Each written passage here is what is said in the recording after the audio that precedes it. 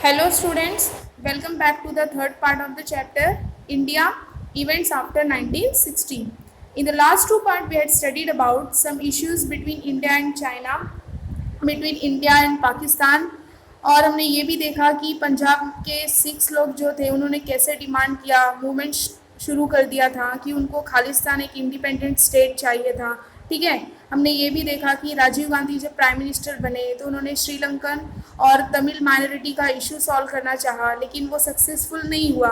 और इसी गुस्से के साथ में जो है तमिल और श्रीलंकन ने मिलकर जो है टेररिस्ट ऑर्गेनाइजेशन जो है फॉर्म किया, और उस ऑर्गेनाइजेशन ने कैसे राजीव गांधी का मर्डर कर दिया। ठीक है, हमने जो है ये भी देखा कि 1991 के बाद कौन से चेंजेस हुए, बाबरी मॉस्क्यू और राम जन्मभूमि का इश्यू सामने आया। ओके, तो ऐसे बहुत सारे इश्यूज हमने देखे। तो इस पार्ट में हम देखेंगे कि इंडियन इकोनॉमी और साइंस और टेक्नोलॉजी में क्या क्या चेंजेस हुए, और हम ग्लोबलाइजेशन के बारे में भी पढ़ेंगे। So our first point is, right from independence, the modernization of economy, economic self-sufficiency and social justice have been the characteristics of Indian economy, and India wanted to acquire modernity and self-reliance by establishing industry. See, India जब से आज़ाद हुई है, right from independence, जब से India को आज़ादी मिली है, independence मिला है, तब से हमारी जो कंट्री है यही चाहती है कि हमारा जो इकोनॉमी है वो और भी ज़्यादा मॉडर्न बने, मॉडर्नाइज बने। ठीक है, और इकोनॉमिक सेल्फ सफिशिएंसी मीन्स क्या होता है कि सेल्फ डिपेंड।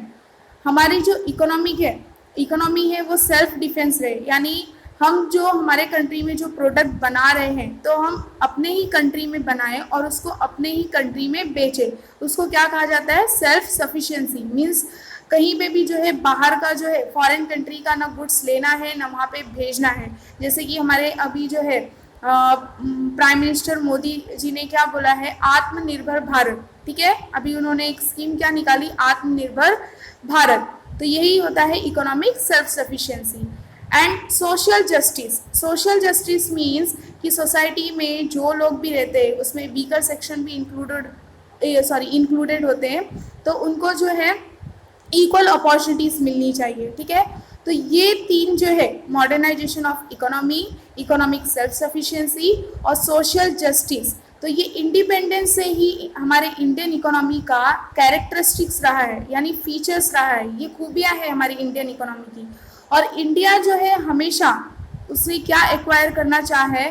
मॉडर्निटी और self reliance by establishing industries. See, जो भी इवेंट्स हुए थे 1960, 1970 और 1980s में, तो हमने ये देखा कि उससे इंडियन इकोनॉमी काफ़ी वर्स्ट हो गई थी, अनस्टेबल हो गया था। ठीक है, तो एक प्लानिंग कमीशन सेटअप हुआ, तो 5 ईयर्स के उन्होंने प्लानिंग किए कि मतलब कौन से ईयर में क्या स्टैब्लिश करना है। जैसे कि पॉवर्टी को रिमूव करना है, बहुत सारे कोई ईयर्स में जो उन्होंने ये प्लान किया कि इंडस्ट्रीज जो है सेटअप करनी है। ज़्यादातर जो है वो ईयर में फोकस किया गया इंडस्ट्री सेटअप करने पे, चाहे वो स्मॉल स्केल इंडस्ट्री हो या फिर लार्ज स्केल इंडस्ट्री हो। तो ऐसे 5 ईयर्स की प्लानिंग कमीशन ने प्लान बनाए। ठीक है, ताकि जो हमारी इंडियन इकोनॉमी है वो स्टेबल बन सके। ठीक है, We wanted to establish an economy based on social justice through planning. हम क्या चाहते हैं कि हमारी जो इंडियन इकोनॉमी है वो किस पे बेस्ड हो? सोशल जस्टिस पे स्टैब्लिश हो। ठीक है, for this the national planning commission was established that would coordinate development through the policy of 5 years plan. और इसी के लिए जो है हमारी कंट्री में नेशनल प्लानिंग कमीशन जो है स्टैब्लिश हुआ, और नेशनल प्लानिंग कमीशन ने हर एक जो है 5 ईयर्स का प्लान बनाना शुरू किया। जैसे फर्स्ट 5 ईयर प्लान कब से था? 1951 से लेके 1956 तक। ठीक है, तो इसी तरह से 5 ईयर्स का जो है 5 ईयर्स प्लान्स बना। तो किसी ईयर में जो है ज़्यादातर इम्पोर्टेंस एग्रीकल्चर को दिया गया। ठीक है, कि एग्रीकल्चर प्रोडक्शन को जो है बढ़ाया जाए, और किसी ईयर में जो है पॉवर्टी को रिमूव करने के लिए कहा गया, इलिटरेसी थी जो उसको रिमूव करने के लिए कहा गया। ठीक है, तो किसी ईयर्स में जो है इंडस्ट्री को जो है ज़्यादा महत्व दिया गया, उस पर फोकस किया गया, इंडस्ट्रियलाइजेशन पे, ताकि जो हमारी इंडियन इकोनॉमी है वो स्टेबल बन सके। The Narasimha Rao government started economic reforms from 1991। हमने लास्ट पार्ट में देखा था, सेकेंड पार्ट में, कि पीवी नरसिम्हा राव ने जब उनकी गवर्नमेंट थी तो उस 1991 से ही उन्होंने बहुत सारे इकोनॉमिक रिफॉर्म्स करना स्टार्ट कर दिया था। And these economic reforms are called as economic liberalisation. और जो उन्होंने ये इकोनॉमिक सुधार किए उसको क्या कहा गया? Economic liberalisation. लिबरलाइजेशन मीन्स क्या होता है? फ्रीडम। फ्रीडम कैसे? कि हमारी इंडियन इकोनॉमी जो है 1991 के बाद ओपन हो गई, ग्लोबलाइजेशन आ गया, अब कोई भी कंट्री जो है हमारे कंट्री में ट्रेड कर सकता था, ठीक है। The Indian economy flourished as a result of the implementation of this policy. और हमारी जो इंडियन इकोनॉमी है वो धीरे धीरे उसका ग्रोथ होने लगा। फ्लरिश्ड मीन्स ग्रो वेल, अच्छे से ग्रो होने लगा। किसकी वजह से? जब इस पॉलिसी को जो है वर्क में लाया गया। कौन सी policy? Economic liberalization. And the foreign investment in India increased. और जैसे ही हमारी इंडियन इकोनॉमी ओपन हुई, ग्लोबलाइजेशन आया 1991 के बाद, तो फॉरेन इन्वेस्टमेंट हमारे कंट्री में जो है इंक्रीज होने लगा। And skilled Indian professionals help reform the Indian economy. मतलब स्किल्ड इंडियन प्रोफेशनल मतलब ये होता है जिसके पास नॉलेज होता है, स्किल होता है। तो ये प्रोफेशनल ने भी इंडियन इकोनॉमी के रिफॉर्म में काफ़ी हेल्प की थी। Okay. And the field of information technology open several avenues of employment in the country. Avenues मतलब होता है पाथ, वे। तो जो आईटी फील्ड है, इंफॉर्मेशन टेक्नोलॉजी के फील्ड, तो ये फील्ड ने हमारे कंट्री में बहुत सारे जो है एम्प्लॉयमेंट के रास्ते खोल दिए, ठीक है, लाइक कॉल सेंटर, ठीक है। And the changes after 1991 are also described as globalisation. तो 1991 के बाद जो भी चेंजेस हुए उसको क्या डिस्क्राइब किया जाता है? ग्लोबलाइजेशन। उसी को ग्लोबलाइजेशन बोला जाता है। ओके। नेक्स्ट, अब हम देखेंगे कि साइंस एंड टेक्नोलॉजी में कौन से चेंजेस हुए। टू मेजर इवेंट्स, ये साइंस एंड टेक्नोलॉजी में ये फील्ड में जो है दो मेजर इवेंट्स हुए, और दो मेजर इवेंट को जो है मेंशन करना चाहिए while describing India's efforts towards self reliance. अगर इंडिया का एफर्ट्स हम देखेंगे सेल्फ रिलायंस के तरफ, यानी सेल्फ डिपेंडेंस के तरफ, तो टू मेजर इवेंट्स को जो है डिस्क्राइब करना चाहिए। फर्स्ट वन कौन सा है?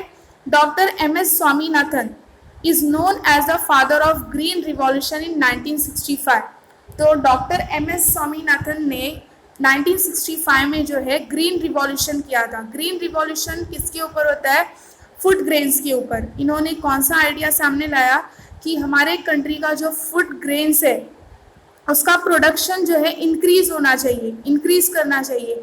तो जो डॉक्टर MS स्वामीनाथन ने जो एफर्ट किया कि हमारे फूड ग्रेन्स का प्रोडक्शन इंक्रीज होना चाहिए, तो उसे क्या कहा गया था? Green revolution. Okay. He implemented new scientific agricultural techniques. और हमारे प्रोडक्शन लेवल, हमारे कंट्री के फूड ग्रेन्स के प्रोडक्शन लेवल को बढ़ाने के लिए, इंक्रीज करने के लिए उन्होंने बहुत सारे न्यू साइंटिफिक एग्रीकल्चर टेक्निक को इम्प्लीमेंट किया, और जिसकी वजह से हमारे कंट्री का फूड ग्रेन्स प्रोडक्शन इंक्रीज हो सका, ठीक है। तो ये ध्यान देना कि ग्रीन रिवॉल्यूशन किसने शुरू किया था? Doctor MS Swaminathan. ये आपको फिल इन द ब्लैंक्स या फिर आइडेंटिफाई द रॉन्ग पेयर्स में आ सकता है, ठीक है।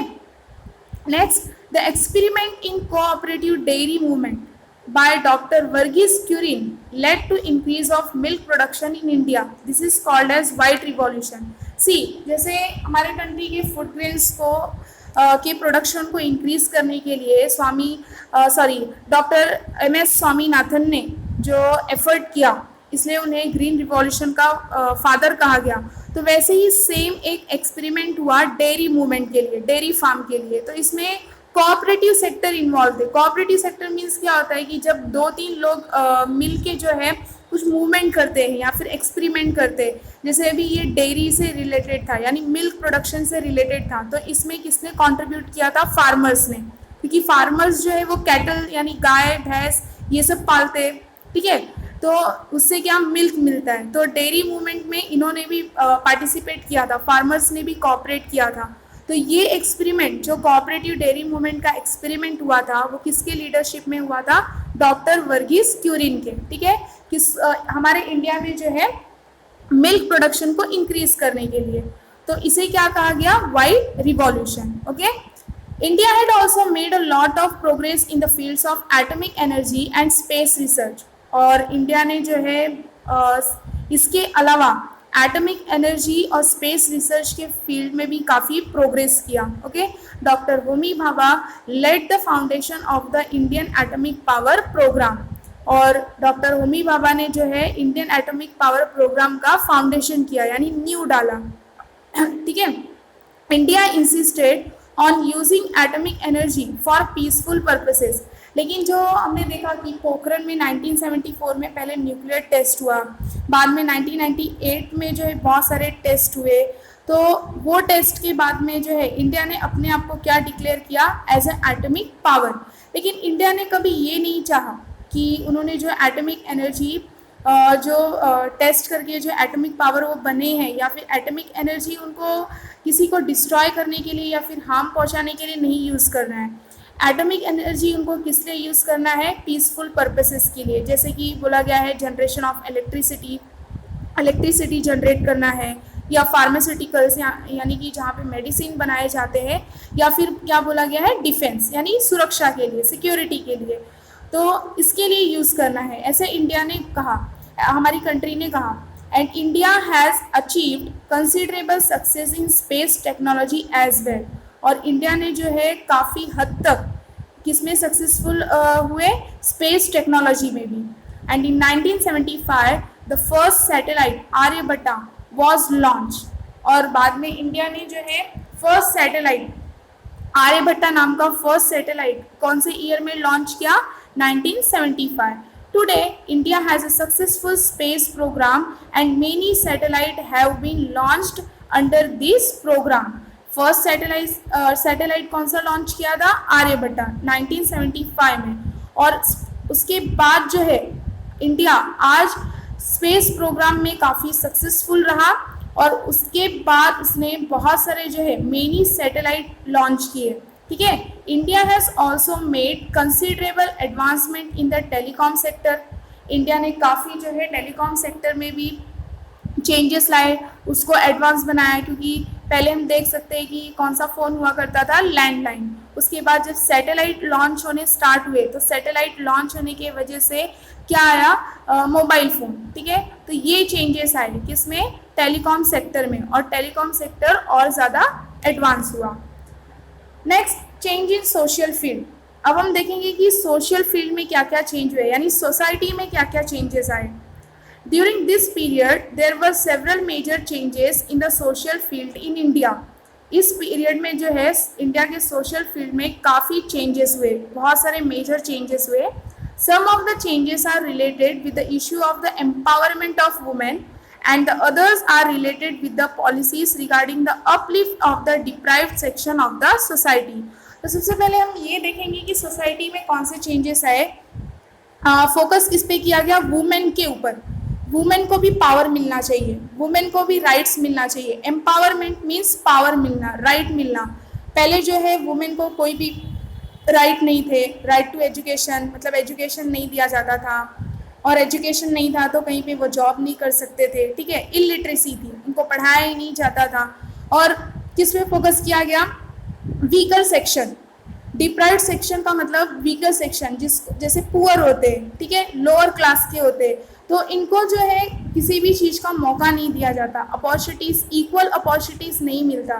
तो ऐसी पॉलिसी बनाई गई ताकि जो है डिप्राइव्ड सेक्शन वाले भी जो है सोसाइटी में जो डिप्राइव्ड सेक्शन वाले रहते हैं वो भी अपने आप को डेवलप कर सके. अपलिफ्ट मतलब उनको गरीबी से हटा के डेवलप करवाना. ठीक है. Next, to promote the all-round development of women and children, a separate department of women and child development was created in 1985 under the Ministry of Human Resource Development. तो एक मिनिस्ट्री जो है स्टैब्लिश की गई. कौन सी ministry, ministry of human resource development. तो इस मिनिस्ट्री के थ्रू जो है ये आइडिया आया सामने, ये प्रमोट किया गया कि ऑल राउंड डेवलपमेंट होना चाहिए. ऑल राउंड डेवलपमेंट मतलब क्या होता है कि सोसाइटी में जो लोग भी रह रहे, चाहे वो वीकर सेक्शन के हो या फिर मतलब जो हायर क्लास के होते, सबको इक्वल अपॉर्चुनिटी मिलनी चाहिए और सबको डेवलप करने का मौका मिलना चाहिए। तो कौन सा इशू सामने रखा गया, किसको डेवलप करवाने का, वुमेन और चिल्ड्रेन। तो उसके लिए जो है ह्यूमन रिसोर्स डेवलपमेंट ने एक अलग सा जो है डिपार्टमेंट स्टैब्लिश किया। डिपार्टमेंट का नाम क्या था, department of women and child development. और ये डिपार्टमेंट कब क्रिएट किया गया, 1985 में। ठीक है। Some laws were made ensure social justice to women and to help the implementation of various schemes in this direction. और जब मतलब ये चेंजेस आया सोसाइटी में जो है ये चेंजेस आया कि वुमेन के ऊपर ध्यान देने लगे, वुमेन के लिए अलग जो है उनके प्रोटेक्शन के लिए, उनके राइट के लिए जो है अलग डिपार्टमेंट स्टैब्लिश किया ministry of human resource development ने। तो ये भी इंश्योर करवाया, यानी सोशल जस्टिस, वुमेन को सोशल जस्टिस, न्याय मिलना चाहिए। तो उनके लिए बहुत सारे जो है लॉज इनेक्ट किए गए, लॉज बनाए गए, हमारे गवर्नमेंट ने बहुत सारे कानून बनाए। ठीक है। They include the prohibition of dowry act. और सबसे पहला लॉ कौन सा इनेक्ट किया, prohibition of dowry act. Dowry means क्या होता है, दहेज। जो दहेज प्रथा आज भी हमारे जो है कंट्री में चली आ रही है। ठीक है। एक्ट बन चुका है लेकिन ये प्रथा अब भी जारी है। नेक्स्ट है इक्वल रेम्यूनरेशन एक्ट। लेकिन इक्वल रेम्यूनरेशन एक्ट मतलब क्या होता है, रेम्यूनरेशन मीन्स सैलरी, यानी अगर वही सेम वर्क अगर मैन कर रहा है और वही सेम वर्क अगर वुमेन कर रही हैं तो दोनों को जो है इक्वल सैलरी मिलना चाहिए। तो ये भी एक एक्ट जो है वुमेन के लिए पास किया गया। As per the 73rd and 74th constitution amendments, seats were reserved for women in the local self government bodies. Local self government bodies means जैसे ग्राम पंचायत हुआ, ठीक है, म्युनिसिपल कॉरपोरेशन, म्युनिसिपालिटी, तो ये सब लोकल सेल्फ गवर्नमेंट बॉडीज होते हैं। तो इसमें जो है हमारे कॉन्स्टिट्यूशन में कुछ चेंजेस किए गए। अमेंडमेंट मतलब चेंजेस करना। तो 73rd और 74th पैराग्राफ मतलब चेंजेस किए गए ये कि वुमेन के लिए लोकल सेल्फ गवर्नमेंट बॉडीज़ में कुछ परसेंट सीट्स रिजर्व किए गए। कितने परसेंट, 33%। हमारे कंट्री में वुमेन के लिए 33% जो है लोकल सेल्फ गवर्नमेंट बॉडीज़ में सीट रिजर्व किया गया है, यानी वो पॉलिटिक्स में भी जो है पार्टिसिपेट कर सकती हैं। Okay. And according to the makers of the Indian constitution, some constituents of the Indian society were deprived of dignity and equal opportunities due to the caste system. See, Indian constitution के जो makers थे उनके according मतलब सब constituent ने कुछ constituent ने ये कहा कि सोसाइटी में जो डिप्राइव्ड सेक्शन के लोग रहते हैं, यानी जिनको मौका, किसी चीज़ का मौका नहीं दिया जाता है, इक्वल अपॉर्चुनिटीज़ नहीं मिलती है, तो वो कास्ट सिस्टम की वजह से अपनी डिग्निटी और इक्वल अपॉर्चुनिटीज़ को खो रहे हैं। डिग्निटी मीन्स क्या होता है, पहचान, उनको रिस्पेक्ट नहीं मिल पा रही है। किसकी वजह से, कास्ट सिस्टम की वजह से, कि जो अपर कास्ट के लोग होते हैं वो लोअर कास्ट को, यानी जो पुअर रहते हैं बेचारे, उनको क्या करते हैं, टॉर्चर करते हैं, उन पे एट्रोसिटीज़ करते हैं, उन पे अत्याचार करते हैं और हमेशा जो है उनको जो है इन्फीरियर समझते और अपने आप को सुपीरियर समझते और हमेशा लोअर कास्ट के लोग जो है उनसे डर के रहते हैं। ठीक है। तो इंडियन कॉन्स्टिट्यूशन में जिन्होंने ये बनाया था, इंडियन कॉन्स्टिट्यूशन हमारे डॉक्टर बाबा साहेब आम्बेडकर ने बनाया था और उसमें कुछ कॉन्स्टिट्यूएंट भी थे, ठीक है, जिन्होंने डिसीजन लिया था। तो उनका ये कहना था कि डिप्राइव्ड सेक्शन को डिग्निटी और इक्वल अपॉर्चुनिटीज़ कास्ट सिस्टम की वजह से नहीं मिल पाती है। And the Kaka Saheb Kelkar Commission was set up in 1953 to make recommendations so as to improve their conditions. और बाद में जो है 1953 में काका साहेब केलकर कमीशन सेटअप हुआ और ये काका साहेब केलकर कमीशन ने ये प्रपोजल रखा, रिकमेंडेशन मीन्स प्रपोजल रखना, रिपोर्ट देना, कि जो वीकर सेक्शन के लोग हैं जिनको उनकी पहचान नहीं मिल पा रही है, वो अपने आप को डेवलप नहीं कर पा रहे हैं, उनको किसी भी चीज़ का इक्वल अपॉर्चुनिटी नहीं दिया जा रहा है, तो वो अपने आप को डेवलप कर सके, अपने कंडीशन को सुधार सके। इसलिए ये कमीशन सेटअप हुआ उनके कंडीशन को इम्प्रूव करने के लिए। Okay. In 1978 a commission was constituted under the chairmanship of BP Mandal to study the issue of the backward classes. और बाद में जो है एक और कमीशन सेटअप हुआ किसके चेयरमैनशिप के अंडर, बीपी मंडल के 1978 में. और उन्होंने जो है ये कमीशन ने किसके ऊपर स्टडी किया, किसके ऊपर किस पे फोकस किया, बैकवर्ड क्लासेस के इश्यूज के ऊपर यानी OBC. And the policy of reservation was adopted in order to strengthen the representation of backward sections in various services and institutions. जैसे कि हमने देखा कि वुमेन के लिए लोकल सेल्फ गवर्नमेंट बॉडीज़ में सीट्स रिजर्व की गई है, 33% सीट जो है रिजर्व की गई है ताकि वो भी पॉलिटिक्स में पार्टिसिपेट कर सके. तो 1978 में एक कमीशन सेटअप हुआ बीपी मंडल के चेयरमैनशिप के अंडर, और उन्होंने जो है वो कमीशन ने बैकवर्ड क्लासेस इश्यूज के ऊपर ध्यान दिया. और उसके बाद जो है उनके लिए भी रिजर्वेशन जो है रखा गया, सीट्स रिजर्व की गई, जिसमें सर्विस सेक्टर और एजुकेशन सेक्टर में, एजुकेशन इंस्टीट्यूशन में. And the government passed the prevention of atrocities act in 1989 to enable those belonging to the scheduled caste and tribes to live with dignity and respect, free from fear, violence and oppression of the upper classes. See, मैंने आप सभी को अभी बताया कि जो schedule caste या tribes, आदिवासी या जो दलित के लोग या फिर लोअर क्लास के जो लोग रहते हैं वो हमेशा जो है अपर क्लास के लोग उन पे एट्रोसिटीज़ करते हैं. ये अभी भी है, कास्ट सिस्टम अभी भी है हमारे कंट्री में, लेकिन अब क्या हुआ है कि एक्ट पास होने की वजह से थोड़ा रेड्यूस्ड हो चुका है. ठीक है, तो गवर्नमेंट ने प्रिवेंशन ऑफ एट्रोसिटीज एक्ट जो है 1989 ये पास किया, किसके लिए, शेड्यूल कास्ट और ट्राइब्स के लिए, ताकि वो भी जो है एक डिग्निटी और रिस्पेक्ट के साथ जी सके और वो फियर से, जो उनको हमेशा डर बना रहता है अपर क्लास के लोगों का कि वो हमें टॉर्चर करेंगे, हमारे ऊपर अत्याचार करेंगे, वो उससे छुटकारा पा सके, फ्री हो सके. Violence and oppression of the upper classes. Oppression of the upper classes means हमेशा जो है अपर क्लासेस पुअर के लिए, लोअर क्लासेस के लिए ऑपरेसिव पॉलिसी जो है अडॉप्ट करते थे. ठीक है, उन पे अत्याचार करते थे. तो ये सारी चीज़ें जो है हट सके और जो शेड्यूल कास्ट है, ट्राइब्स है, लोअर क्लास के लोग हैं, वो फियर से मतलब फ्री हो सके. तो इसलिए गवर्नमेंट ने प्रिवेंशन ऑफ एट्रोसिटीज़ एक्ट जो है पास किया. Okay, next, globalisation.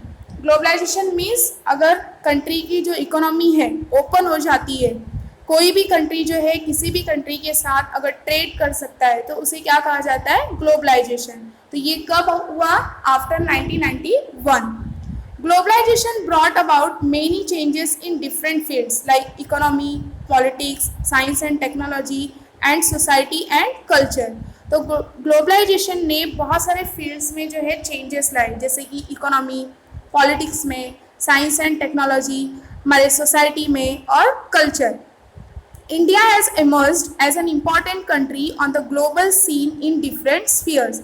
तो इंडिया जो है, हमारी जो कंट्री है, वो कैसे साबित हुई, क्या प्रूव हुई, on the global scene in the different sphere. ठीक है, इंडियन इकोनॉमी जो है वो भी ओपन हो गई, हम भी जो है कोई भी कंट्री के साथ ट्रेड कर सकते हैं और कोई भी कंट्री जो है, फॉरेन कंट्री हमारे कंट्री के साथ ट्रेड कर सकती है. ठीक है, next, India is an important member of international organisation like G20. G20 एक इंटरनेशनल ऑर्गेनाइजेशन है जिसमें जो है 20 कंट्रीज ने मिल के जो है ये ऑर्गेनाइजेशन बनाया.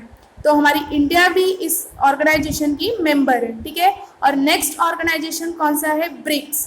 ब्रिक्स मीन्स बी फॉर क्या, Brazil, R is Russia, I India, C से China and last one S से साउथ अफ्रीका. तो ये 5 कंट्रीज़ है, 5 कंट्रीज़ ने मिलके जो है एक ऑर्गेनाइजेशन फॉर्म किया है जिसका नाम क्या है, ब्रिक्स. और G20 में कितने कंट्रीज़ इन्वॉल्व है, 20 कंट्रीज़. और ये G20 जो है इंटरनेशनल ऑर्गेनाइजेशन है जिसमें हमारा इंडिया भी क्या है, important member. India has experienced an important revolution in the field of telecommunication technology. India ने जो है ये फील्ड में भी रिवॉल्यूशन किया है, सुधार लाए हैं, इम्प्रूवमेंट किए हैं टेलीकम्युनिकेशन टेक्नोलॉजी में, जैसे कि mobile phones, internet and the communication facilities based on satellite have spread all across the country. कौन से चेंजेस आए, मोबाइल फ़ोन्स है, सैटेलाइट के थ्रू मोबाइल फ़ोन्स, इंटरनेट है, कम्युनिकेशन फैसिलिटीज़ है, ये सारी चीज़ें जो है सैटेलाइट के थ्रू पूरे कंट्री में क्या हो चुकी है, फैल चुकी है। And in the political field India has demonstrated can function successfully. Political field में भी इंडिया जो है इंडिया सक्सेसफुली जो है फंक्शन यानी काम कर सकता है। All this has resulted in a total transformation in the life style of Indians and specially the youth. तो जो भी हमने 1991 के बाद जो भी चेंजेस देखे, जैसे हमारे इंडियन इकोनॉमी में जो चेंजेस आए, साइंस एंड टेक्नोलॉजी में जो चेंजेस आए, ठीक है, तो ये चेंजेस जो है टोटल ट्रांसफॉर्मेशन आज जो है इंडियंस के लाइफस्टाइल में काफ़ी चेंजेस आ गए हैं। ये चेंजेस की वजह से हमारा जो लाइफस्टाइल है वो काफ़ी बदल चुका है, ठीक है, स्पेशली यूथ का। And these changes are visible from their dietary habits, clothing, language and beliefs. और ये जो चेंजेस हुए हैं, ये चेंजेस हमें किस रूप में दिखाई देते हैं, उनके डाइटरी हैबिट्स यानी उनके खाने से, फूड से, कि वो कौन से टाइप का जो है खाना खा रहे हैं, उनके क्लोथिंग यानी ड्रेसिंग सेंस से, उनके लैंग्वेज से और बिलीव से, ठीक है। In the next chapter we will discuss about some internal challenges before India. Hope you understand this part also. Okay, thank you for watching.